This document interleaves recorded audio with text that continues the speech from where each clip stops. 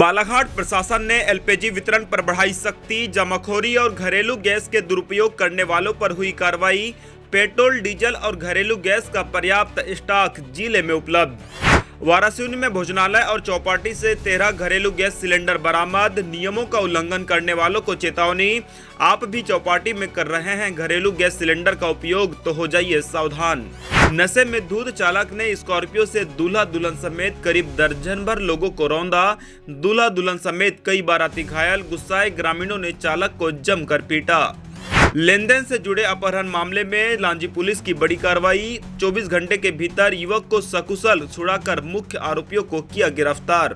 31 जुलाई तक बालाघाट जिला जल अभावग्रस्त क्षेत्र घोषित। नए नलकूप खनन, गहरीकरण और सफाई पर रहेगी रोक। बालाघाट प्रशासन ने घरेलू उपभोक्ताओं के हितों की सुरक्षा के लिए एलपीजी वितरण पर सख्ती बढ़ा दी है। कलेक्टर मृणाल मीणा के निर्देश पर तहसीलदारों और आपूर्ति विभाग के अधिकारियों ने 12 मार्च को गैस एजेंसियों के गोदामों का निरीक्षण कर स्टॉक का सत्यापन किया है। कार्रवाई के दौरान ग्राम लिंगा से कुल 23 सिलेंडर जब्त किए गए हैं।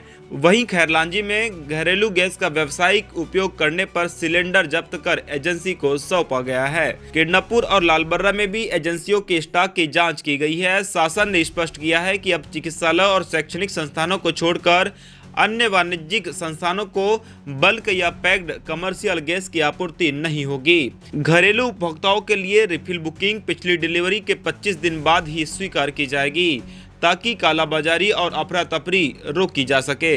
प्रशासन ने चेतावनी दी है कि जमाखोरी और घरेलू गैस के दुरुपयोग करने वालों पर कड़ी कानूनी कार्रवाई होगी, जबकि पेट्रोल, डीजल और घरेलू गैस का पर्याप्त स्टॉक जिले में उपलब्ध है। यदि आप भी अपने होटल, चौपाटी और दुकानों में घरेलू गैस सिलेंडर का उपयोग कर रहे हैं तो सावधान हो जाइए, क्योंकि अब गैस संकट के बीच बालाघाट जिले में प्रशासन जब्ती कार्रवाई कर रही है। घरेलू गैस सिलेंडर का व्यावसायिक उपयोग किए जाने की शिकायतों पर प्रशासन ने 12 मार्च को वारासिवनी में विभिन्न भोजनालयों पर जांच अभियान चलाया। इस दौरान नियमों का उल्लंघन पाए जाने पर कुल 13 घरेलू गैस सिलेंडर जब्त किए गए।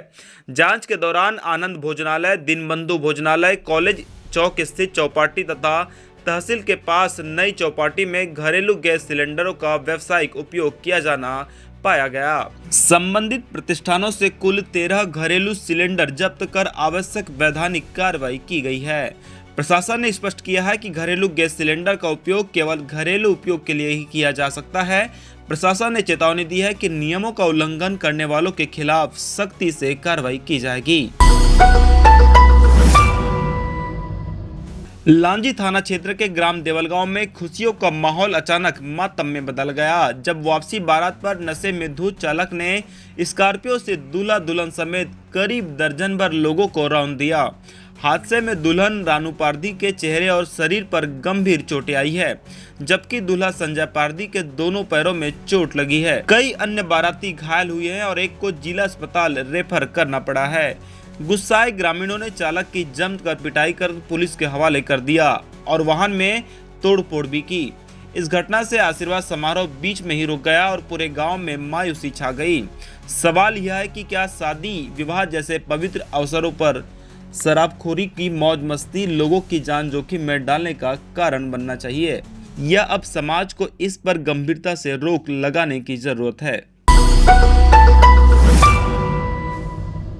लांजी थाना क्षेत्र में रुपयों के लेन देन से जुड़े अपहरण मामले में पुलिस ने बड़ी कार्रवाई की है। ग्राम घोटी निवासी केशव प्रसाद धामने को आरोपियों ने कटंग नाले से जबरन उठाकर छत्तीसगढ़ के धमतरी ले गए थे। सूचना मिलते ही पुलिस ने विशेष टीम गठित कर महज 24 घंटे के भीतर युवक को सकुशल छुड़ाया और मुख्य आरोपी जितेंद्र साहू, उसकी मंगेतर ज्योति बिल्हारे और साथी योगेश साहू को गिरफ्तार कर लिया है। पूछताछ में सामने आया है कि आरोपियों ने 10 लाख की उधारी वसूलने के लिए अपहरण की योजना बनाई थी। पुलिस ने आरोपियों के खिलाफ धारा 127(2), 140(2), 296(b), 115(2), 391(3) BNS के तहत सभी आरोपियों को हिरासत में लेकर न्यायालय में पेश किया गया है। 4 अज्ञात लोग चार पहिया वाहन से ग्राम घोटी के निवासी केशव प्रसाद के पास आए और उसको जबरन 4 व्हीलर में बिठा करके वहां से चले गए। इस सूचना को मिलते ही हमने अपहरण का मामला दर्ज किया और तत्काल हम लोग जो आरोपी हैं उनकी तलाश में लग गए। 12 घंटे के अंदर ही हमने जो एक आरोपी जितेंद्र साहू थे, जिसको जो पीड़ित पक्ष है उसके ही एक मजदूर ने देखा था, उसकी शिनाख्त की और जो 3 और लोग थे उसको खोजबीन करने के लिए छत्तीसगढ़ टीम रवाना हो गई। 12 घंटे के अंदर ही धमतरी छत्तीसगढ़ से 2 आरोपियों को गिरफ्तार कर लिया गया। बाद में पूछताछ के दौरान हमें पता चला कि जो पीड़ित पक्ष है उसने आरोपी से 10 लाख रुपए ब्याज पे लिए थे। तो ये बाद में समझ में आया कि ये अवैध तरीके से ब्याज पर ऋण वितरण करने का मामला है। तत्पश्चात हमने ऋणों के संरक्षण अधिनियम के भी जो संलग्न धाराएं हैं उसको भी इसमें ऐड किया है और बाद में एक और महिला जो कि ग्राम घोटी की निवासी है उसको भी आरोपी बनाया है, क्योंकि उसकी भी सहभागिता पाई गई है। बालाघाट जिले में लगातार गिरते भूजल स्तर और गर्मी में संभावित पेयजल संकट को देखते हुए कलेक्टर मृणाल मीणा ने बड़ा कदम उठाया है। 13 मार्च से 31 जुलाई 2026 तक पूरे जिले को जल अभावग्रस्त क्षेत्र घोषित कर दिया गया है। इस दौरान बिना अनुमति किसी भी नदी, नाला, बांध, जलाशय या कुएं से सिंचाई और औद्योगिक उपयोग के लिए पानी लेना प्रतिबंधित रहेगा। नए नलकूप खनन, गहरीकरण और सफाई पर भी रोक होगी। नल जल योजनाओं में मोटर पंप लगाकर पानी खींचने वालों पर सख्ती करते हुए ग्राम पंचायतों और नगरीय निकाय को ऐसे पंप जब्त करने के निर्देश दिए गए हैं। जल संरक्षण को लेकर मुनादी और प्रचार प्रसार से जागरूकता अभियान चलाया जाएगा। आदेश का उल्लंघन करने पर मध्य प्रदेश पेयजल परीक्षण अधिनियम के तहत 2 साल तक की सजा या 2000 रुपये जुर्माना अथवा दोनों हो सकते हैं। साथ ही यह भारतीय दंड संहिता की धारा 188 के अंतर्गत भी दंडनीय होगा।